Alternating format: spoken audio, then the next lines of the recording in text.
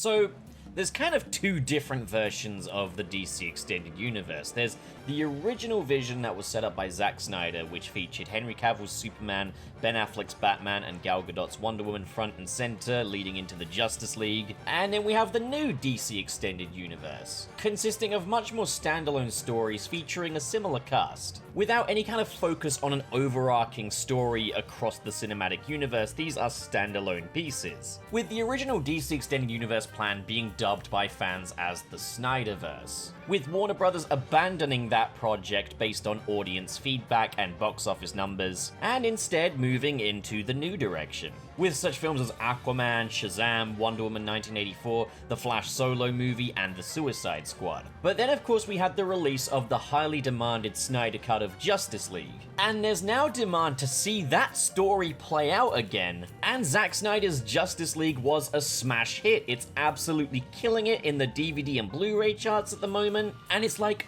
what does Warner Brothers do now? Was this a problem with Zack Snyder's original vision? Kinda yes and no. There are certain things that people were definitely struggling to roll with, such as Batman starting off as a killer in this story, but generally things fell down to corporate mismanagement, lessons that Warner Brothers seem to have learned from, as films like Shazam, Joker, and The Suicide Squad were pretty much the director's vision with minimal studio meddling, from what we know anyway. And they fared up a lot better, the audiences loved it. But at the same time, Zack Snyder's Justice League was the director's vision, without the studio meddling that dogged previous films, so I think it's safe to say the problem wasn't really the SnyderVerse. So Warner Brothers are kind of now in a position where they've got a whole faction of fans and audiences pining for more of Zack Snyder's work, while the films that they're going forward with are still being pretty well received.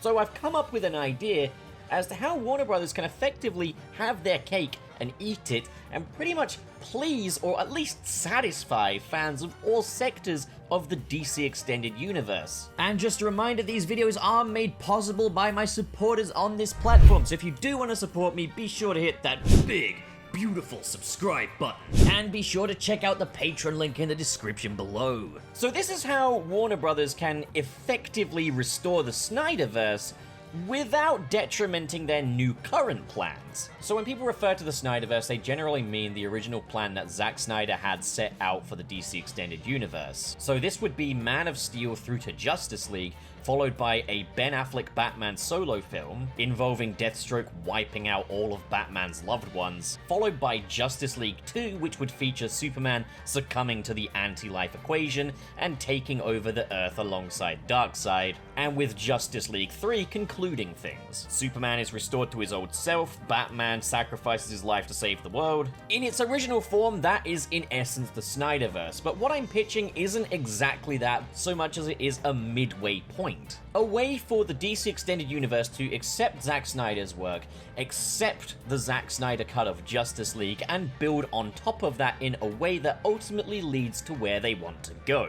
2 words: anti-life saga. Now, I'm just gonna say it straight up, this is no longer possible, but this is definitely something I would have pitched if I was like a Warner Brothers executive. The anti-life saga of the DC Extended Universe. Films that all take place during an apocalyptic time where Superman has succumbed to the anti-life equation and Darkseid has a grip on the world. So post or mid-apocalyptic DC movies. This was inspired by when James Gunn said that he originally wanted the Suicide Squad to take on an evil Superman. Well, they could do it in The Suicide Squad 2, which would take place during the anti-life saga, and have the Suicide Squad going up against anti-life Superman. Then we move into the Flash solo movie. What we're actually getting is a very loose adaptation of the Flashpoint storyline. And to be honest, the film is really more of a Justice League light, with Barry teaming up with 2 Batmen and a Supergirl. Now, I believe it has been confirmed by an official plot synopsis that it will follow the original Flashpoint storyline,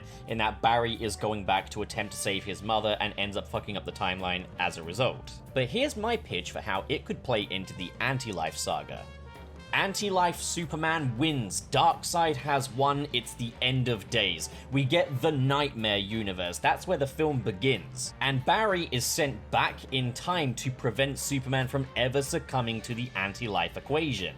That is the catalyst for this time travel story. And it would be here where it's revealed how Superman did succumb to the anti-life equation, and how Barry has to prevent that from happening. But Barry could mess something up in the process, and then the second half of the film could focus on a new timeline where everything's gone a bit awry. And the outcome is even worse than it would have been before, with the Amazons and the Atlanteans at war with one another. This is kind of where there's a bit of give and take going on. We know that in the actual Flash solo movie, they will not be featuring the Amazon versus Atlantean war, but they will have that same catalyst from the original story where Barry wants to save his mum. In my version, the catalyst is different in that, you know, he wants to go and prevent Superman from succumbing to anti-life, but you still get the Amazon versus Atlantean war. So I don't know, pick your poison when it comes to comic book bastardizations. I feel this would also pay off the tensions between Diana and Arthur that was seen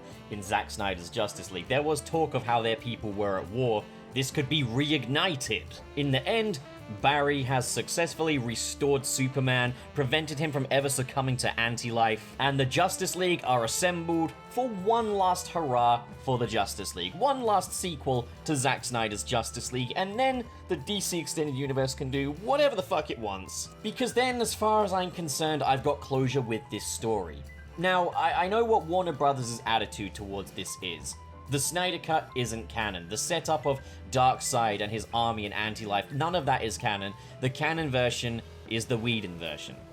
But that's a whole other problem. Like, what kind of fucking cinematic universe slate worth its salt wants that on its fucking register? Worse yet, the theatrical cut of Suicide Squad. This is personally how I would have navigated things going forward. It means that you don't necessarily drop the foundations of the DC Extended Universe, that being the SnyderVerse, but it also means that you can carry out this new direction and this new story in a way that you want.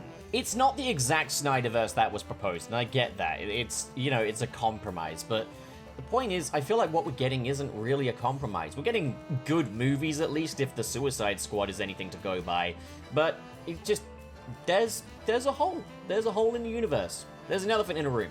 And allegedly, maybe the Flash solo movie will patch that up. We'll have to see, I guess, but personally I think this would have been a sensible way of going about it, and hell yeah, I think there's a market for apocalyptic DC Extended Universe films. Maybe they could fit more into that saga. I don't know. So what do you guys think? If you enjoyed this video and you want to support more like it, be sure to hit that big, beautiful subscribe button. And of course, in the description below are links to different social media feeds, including the Patreon. If you're feeling extra generous like the following people, who are David 20 Covers, JK Strife, Marcus Ward, Sirius the Skeptic, Biotin Arts, Mr. SP, Sergio, George is Lost, Legendary Ray Ray, Adam Myers, and Fayalan Schwarzentraub. Thank you guys, you are the best of the best, but as for the rest of you, thank you so much for watching guys, and have a great day.